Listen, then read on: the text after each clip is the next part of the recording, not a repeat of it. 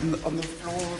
So, welcome to this year's edition of the World Breeding Federation workshop. Today we will continue on the subject of international breeding values, and today you will have the possibility of discussing this subject more in detail with your colleagues, with experts in the area, and to straighten out any question marks. Perhaps you're confused from tomorrow, perhaps you're just confused on a higher level than before, but we hope that you can straighten out those question marks today. This is today's program. We will start with a brief introduction, me and Kathrin, and then you will have the workshop in the three groups, and we will go more into the grouping. Next slide. We'll have a coffee break between 10 and 10:30, but then you are working in the groups, so you do as you want with a coffee break. You can actually include the coffee break into your discussions if you need more time, as long as you come back here at 10:30.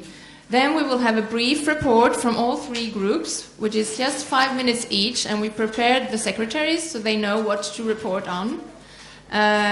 And then we will follow up with a panel discussion again. So that's today's schedule. During the workshop, we would like you to dive into the possibilities and challenges of your own stud book when it comes to estimation of breeding values.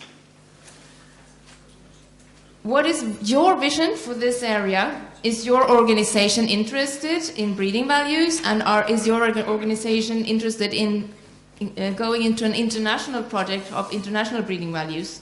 For what traits are you interested in breeding values or international breeding values? What resources do you have in terms of available data, knowledge? Do you have possibilities for cooperation with other organizations, etc.? Yesterday's speakers are here today, and they will act as supervisors for the three groups. Within the group you have chosen, take the opportunity to ask the supervisors anything you want to know about breeding value estimation and how to get there if you're not already there. It could be regarding your own situation or more general question around breeding values or international breeding values. We would like you to leave this workshop today feeling that you know in what direction you want to work and how you can do that. And it should become clear to you what steps that you need to take within your stud book to be able to reach the goal. Yeah, thank you, Emma. And at this point I would like to continue, because I think to reach this aim, which was right away mentioned, it is very important that you know how to group. And so we had thought over, when compared to previous years, we do the grouping in a different way and really orientate ourselves on the level you are at your stud book. So you have heard yesterday in the presentation we had that you have very, very different starting points in your stud books. We have very, very small stud books having little amount of data, being very at the beginning of the data recording, and we have the largest stud books, some of them having breeding values for decades already. And so to cope with that, we decided to form different groups, and according to the background you have, you should choose the group.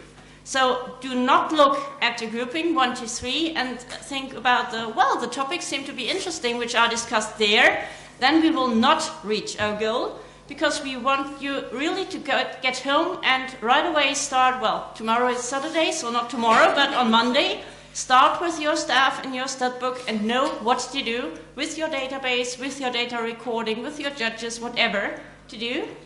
And so I put again at this slide what we mentioned as a take-home message, what we need for a genetic evaluation and especially for an international genetic evaluation.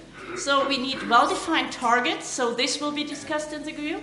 We need systematic and high-quality data recording, and there it comes into play what you already have in your stud book and what to address at first when you get home.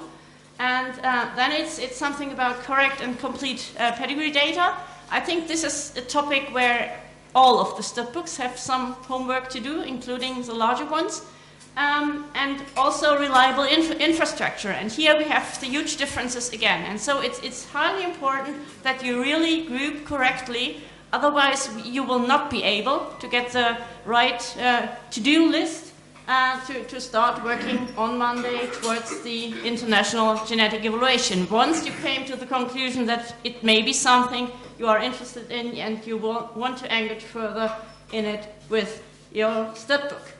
So, and this is here the overview, just a bit different format from what you got already before the meeting, before coming here, what you had as a background for grouping, for choosing the group. Here it's a kind of reminder for you to really reconsider which number you put on the list, or on which list you put the name of your Studbook. So the group 1 is supposed to be the, let's say, beginners, not in a negative sense, but those Studbooks having some data recording, but possibly not so advanced level, not that huge amounts of data.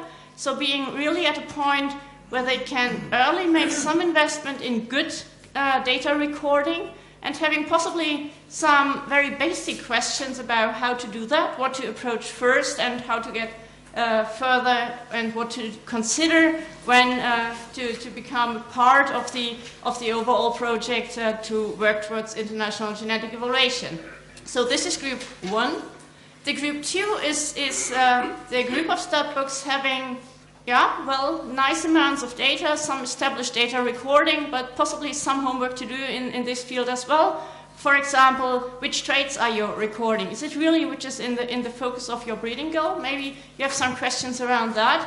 And the most important thing is you do not have a genetic evaluation yet. So you have some data, but how to make the next step towards genetic evaluation. And then you should choose group 2.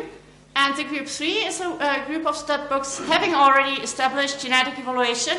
And I think this is a group of Studbooks having quite different questions, because they need to find their way with national genetic evaluation, with international genetic evaluation, how to do it in their own Studbooks, how to explain it to the breeders, how to develop this system further. And this is, you should make your choice among these 3 groups. So not, well, these topics seem to be interesting, but really please choose the group you are belonging to with your Studbook. And also, if it was mentioned yesterday already, if you have more than one person per Studbook here, you should stick together, because it doesn't make sense if you come in your office on Monday and you give different orders to your stuff. It doesn't make sense. So one group per Studbook, and then develop your way to go into the future. So we have given the secretaries the task to write down most of the discussions, of course.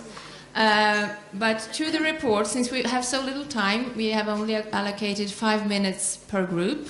And those are the questions that we would like the secretaries to report on after the group discussion. But those are not the only questions that you are discussing. You will be free to ask questions, and also the supervisors are prepared to guide you a little bit on what you need to discuss to get further. But those are the questions that you will need to report on afterwards. And we have 3 secretaries. We have Minna Mempe, who will be secretary of Group 1. Eva Marie Brumer will be secretary of Group 2. And Alison Corbally will be the secretary of Group 3.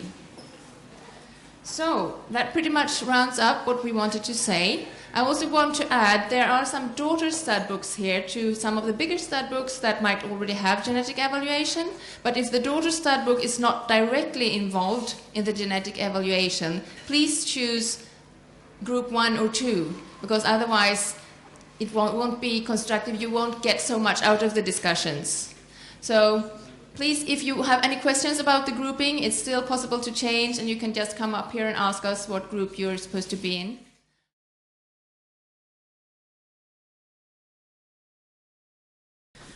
So I hope you had good and constructive discussions in all 3 groups. And now we would like to hear from you And the questions that we wanted you to report on are up here. And I know at least the first group, they have already prepared a slide for us. Oh so I'm going to switch into their slide. And so then Minna will start, actually, to report. So would you please get seated and be quiet as fast as possible so we can get going? So, please, group 1, Minna Menpe. Please, silence, please. Yeah. Okay, now it's working. Okay, it was nice to be involved in this discussion. So we had a group with the small Studbooks, which doesn't have any breeding values yet. There is Studbooks quite a different basis, so it was quite difficult to make some common guidelines, but we tried our best. So most of them are, all of them are interested in international cooperation. So the answer is basically yes. But there is many open questions which have to be solved to get real cooperation between the Studbooks. And there is also need for the common guidelines. So that's something, how you can get started with all the projects. And there is, because there is many small populations, so you have small resources and you have to do all kinds of things in your study book. So where put all the resources, it's the international breeding values or is it something else? That's something every study book have to decide themselves. Yeah. And what were the major concerns among our group was the basic questions, how to get started. Because some of them knows the data and some of them don't do it. So there is really need for the common guidelines to start the right way to work. So it's not worth to start everybody their own way and then get the result that it wasn't the right way to do it. So there is hope that get some common guidelines for that. And of course there is some lack of resources, so I said before, and also lack of knowledge. So what kind of traits there should be, what kind of data there should be, and how we can analyze the data. And of course, the money is the big question, how to get the funding for that.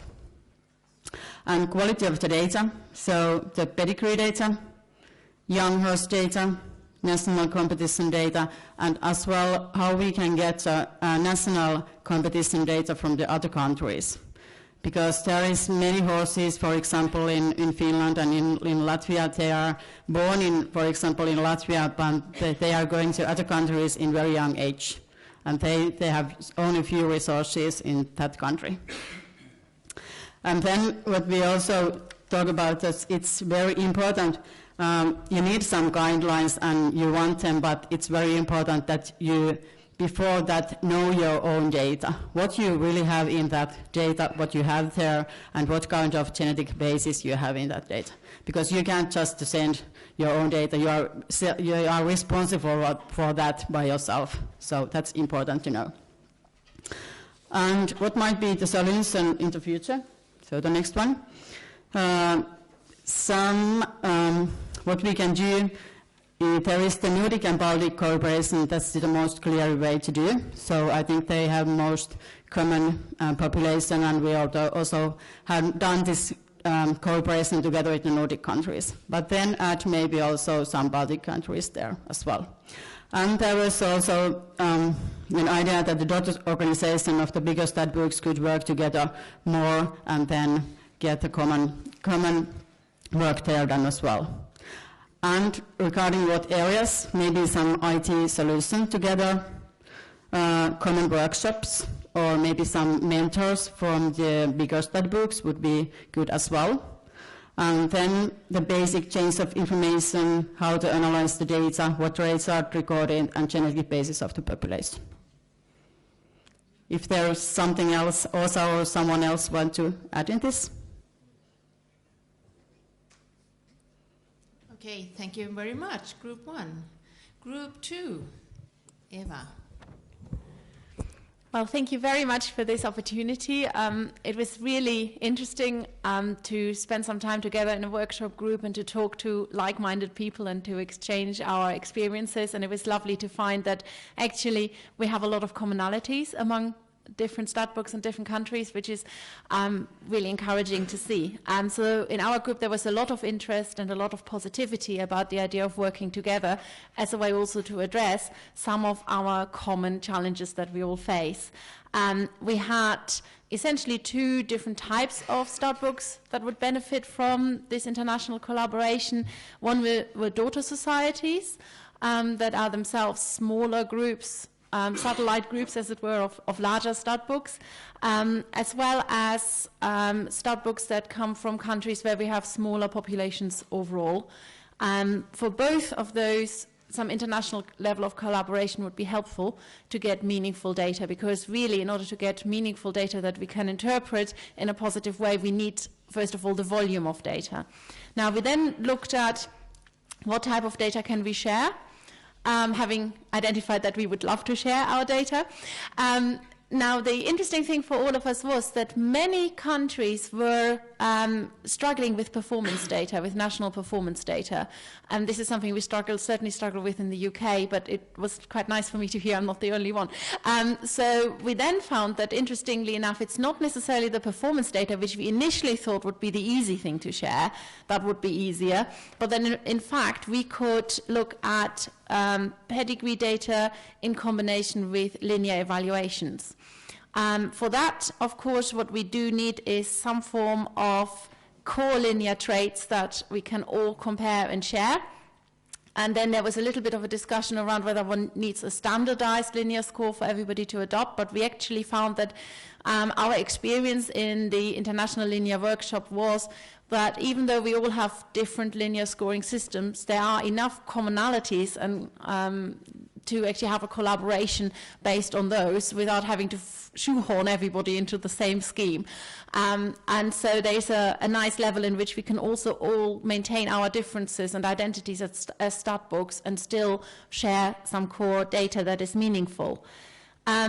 We found that there is importance and also potential to learn from the more experienced Studbooks who have got data analysis capabilities that we could perhaps utilize. And in particular, there is always the invitation to the International Linear Scoring Workshops. I mean, I personally found them incredibly helpful over the last few years. I've learned a lot from them and I've gained a lot of inspiration from them. So here's a personal message from me: come to the International Linear Scoring Workshops. They're really great. And the next one is on the 24th to 26th of March in France. We don't know yet exactly where, but that might be a really good way of learning from each other and getting some understanding of our core commonalities as Studbooks. In terms of how we take this forward practically, we felt that there is a potential for partnerships between Studbooks that might have certain similarities. So, for example, you might find other Studbooks that have got similar populations to your population, which will certainly help when it comes to comparability in linear data, because if your particular country requires a particular stamp of a sport horse, it'd be quite useful to find another country with a similar requirement so that you get data that becomes more comparable. On the other hand, what we also said was that actually there is a potential to share data and still maintain different evaluations of that data. So we can all have the same data and interpret it differently to suit our individual needs, and that might be something to bear in mind. So again, no need to shoehorn us all into the same thing. We can still maintain our differences and our unique identities as Studbooks.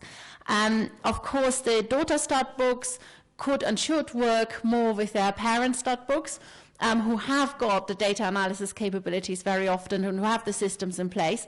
But at the same time, bear in mind that your populations might be very different. So, for example, we were talking about North America having quite distinct populations that might have more commonalities with other Studbooks in North America, even if they are a daughter society of a European Studbook.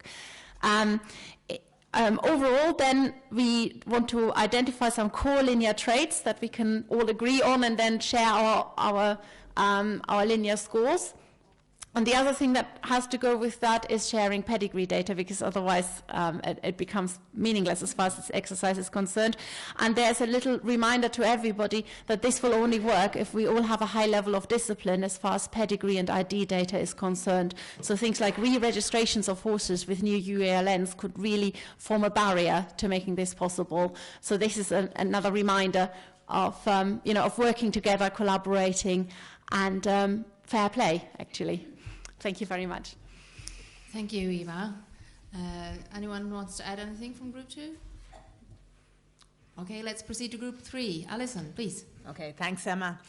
Group 3, we had all of the Studbooks in Group 3 who are already carrying out breeding values on either traits or on competition results. So everybody in the room, which represented 13 different Studbooks from 10 countries. So that was who was in our room.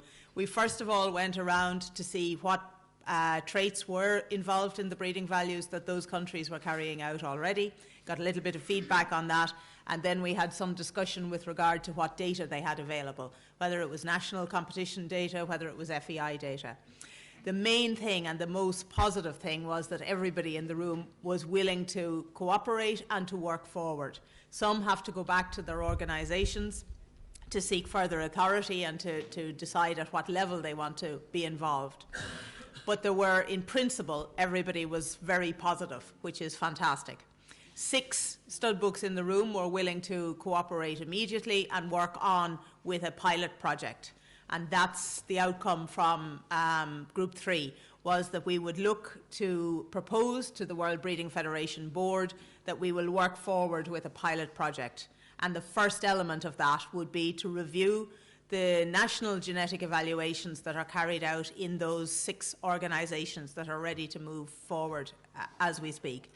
We'll have a look at those. We'll send out a questionnaire to define the actual genetic evaluation that's carried out currently, and within that to try and prioritise the traits that they would like to look at on an international collaboration basis. So the traits could be, for example, competition results, it could be young horse tests, or it could be linear profiling, because everybody in the room, all those Studbooks were carrying out national genetic evaluations already on one or more of those traits. So that's the outcome. It is to put forward to the board of the World Breeding Federation that we would set up a working group and that we would work forward with initially those Studbooks that are ready to move as we speak, and then to devise a feasibility study. And within the feasibility study would be define the traits that we think are feasible to move forward with initially, and within that to also put a costing model in place and see how we move on. So that's the brief overview of Group 3. Thank you. Thank you very much, Alison. Is there anyone from Group 3 that would like to add something? No? Okay, I would like to thank you very much. And I would like to ask the supervisors or our speakers from yesterday to come up here, and we will round this thing off with a brief panel discussion, or rather summary. So, we have 20 minutes for a panel discussion, but I think it will be enough. I would like to ask the panel, now you've been discussing with our participants here, and I would like to start with Reinhard. What is your impression? What do you think is feasible, and what would be the way to go about it? Because we discussed it in Group 3, but it would be interesting for all participants, I think, to hear more of your opinions on how to go about it. And you also mentioned in the break here something about if we succeed with this pilot project, what would be the continuation coming to routine genetic evaluation and facts about that.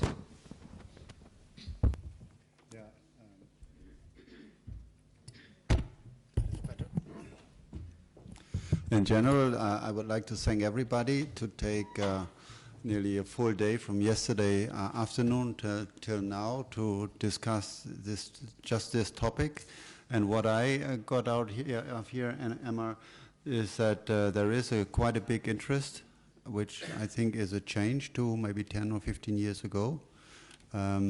first point. And the second point, that also in the meantime, I think on a national level, there has been some more countries that have implemented and fine-tuned and made their model more suitable to the available data. I think that is also a better starting point now. And the third thing that gives us some momentum at the moment is that there is now, I think, an opportunity to really work more definite with international competition data than it was possible before the current situation. So I think that's all quite positive. And I also think that the way that we defined, as Alison just described, that a pilot or a research project is kicked off with 5-6 countries that are really prepared to invest and also to contribute with data. I think that's also the right size, because you cannot start such a project with 20 countries or so. That we have seen that with Interpol, that there has to be a core group that develops it, and it has to be always open for later entries, and also to be transparent. So I think that's that we all could implement here. Yeah, I'm not sure if you want already some ideas on the funding, but from a general principle, we haven't talked about that. The Interpol services are financed in a way that we have a basic fee for each country. So even if you are a very small country, and with 35 countries, we have some very small one, they have to bring up the basic fee. And then we have a fee schedule that for milk production, for example, when you have 1 million or when you have 100,000 cows, you pay a price per 100,000 cows, and then it goes in steps up. So between 100 and 300,000, I think, is then the next price. There is a price reduction in it. And if you have more than 2 million cows, that is 4 or 5 countries, then they have the lowest price per cow for these cows above 2 million. So I think it's a fair way that each participant creates work at Interpol, but also that the big countries pay, of course, more than the small ones, because they have also more benefit from it, but not on a cow basis, because otherwise they would pay far too much for it. So now we're talking about the continuation. If we wouldn't end up with routine international genetic evaluation, then we could construct a system that would be similar. And then we have, when we have added traits, we started with milk production, so the first fee system was just milk production, and then when type came up, I remember that 30% of the milk fee for a given country is then for that trait group, because some countries participate only with one trait group, and I think we will find the same here. Later there could be a portfolio of linear profiling, performance tests, maybe young horses and international competitions, and maybe health traits could be another trait group that could be addressed in a later stage. And you always have to have different prices for it, because nobody is prepared to pay for something where he is not getting any benefit out of it. But I think that's enough input already. Yeah. So question for Anne. There has been some investigations, obviously, on genetic connectedness between populations and genetic correlations. Would you say that we need to redo those estimations? And Of course, if there is a pilot project, we have to redo connectedness and genetic correlation. But I am really confident in the results, especially for connectedness, because in 2006, we found good connectedness between countries, and we used stallions which have progeny in 2000, perhaps. So it was 20 years ago. I am sure that now there is more and more exchange between countries. So I'm very confident in connectedness, even if you have to calculate, of course, connectedness. So having done those studies already, can we benefit from that in a way that we know what the problems were and the routines for it, so that we would not have to start from scratch again? Yes, no, you don't have to start from scratch. You can assure that there is connectedness, and for genetic correlation, I think that maybe they have changed. you saw that we can't calculate genetic correlation between Germany, the Netherlands, and Ireland. So yes, you have to calculate genetic correlation, and I think that it's a major issue because as you understand, international weighting values is a multiple ranking and not and only one ranking, and you have to understand that each country has its own management, its own mayors, and its own rules, and each country is a different environment. Mm. So, listening to the different groups here, I think we have identified at least 2 tracks to pursue here. So we have some Studbooks that are willing to go ahead, or most interested to go ahead with international breeding values using competition data. But to use raw data for national competition data might not be that simple, since it also requires that the National Equestrian Federation would let us use their data into international projects. So then it would be more easy to go forward with international breeding values where we already have the possibility to use them. And then we have those countries that don't have a national genetic evaluation now, but might have started with linear scoring. So would it perhaps be easier to, if we would like to include those countries that don't have a national genetic evaluation already, for linear scoring, could it be easier there to start a project with raw data? It's an open question to anyone from you.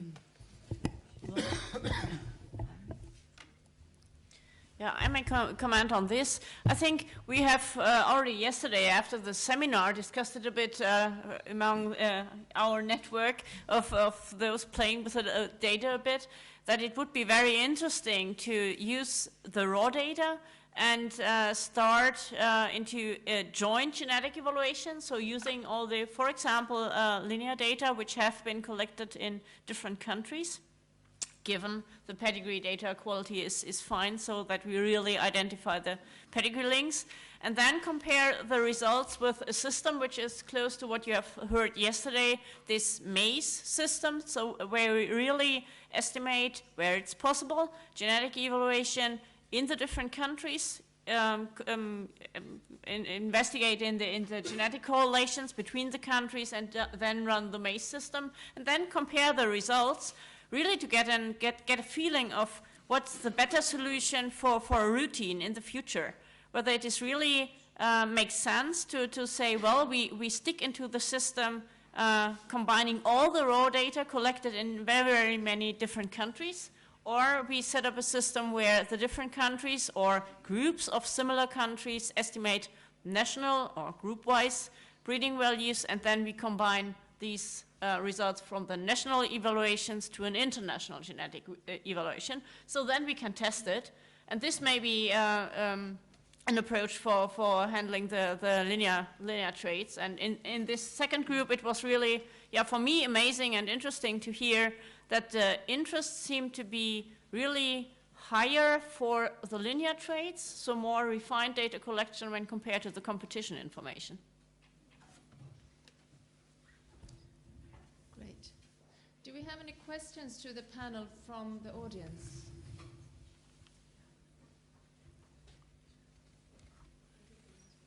Everything's crystal clear. Jan has a question. Jan have a question or a comment. I have at least a comment.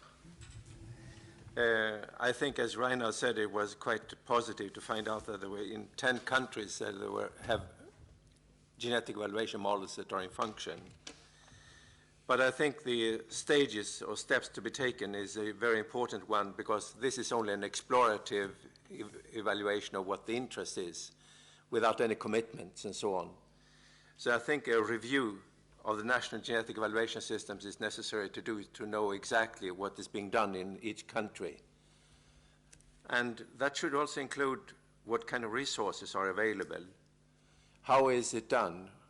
What competence do you have available? Because there is a shortage of geneticists and a shortage of the competence that can do these things. And that needs to be explored as well. Who can do these things and how is it done today? So I think that's, but then I agree that if you can make use of the MACE systems that you base it on the BLUP evaluations that you have already in place in the different countries, it's the quickest way to get something done on the international level. Okay, I have a question actually, and that question goes to Jan Pedersen, who is the president of the World Breeding Federation. What will be the action plan from the board in this issue? Because now the question is in your hands, more or less. Yes. How will you proceed? What Well, will you do next? Well, first of all, I think it's we have already shown, the board has already shown that we are very much interested in this project. That's why we have this seminar today. That would not have been possible 5 years ago. It is today. So we are on the right track, I think. And our next job must be to appoint a smaller group to carry this out. And I think that we have already our seeker group, and I suggest that you go on working in the direction that has been clear to us now. So that's a question of technicalities. When it comes to finance, have you, of course, now I realize this is very early, but the SIGA group is more into the technical details and would not be able to outline the financial scenarios. Do you have any ideas on this stage on how to investigate finances for a project like this? No, not yet, but the first step must be for the group to make a budget, which must be very difficult. And when we have that, when we have an idea of the cost, then of course it's up to the board to find finances. We don't have it, so. Of course. But the first step must be to make a budget, which is, I think, in itself a complicated and difficult job.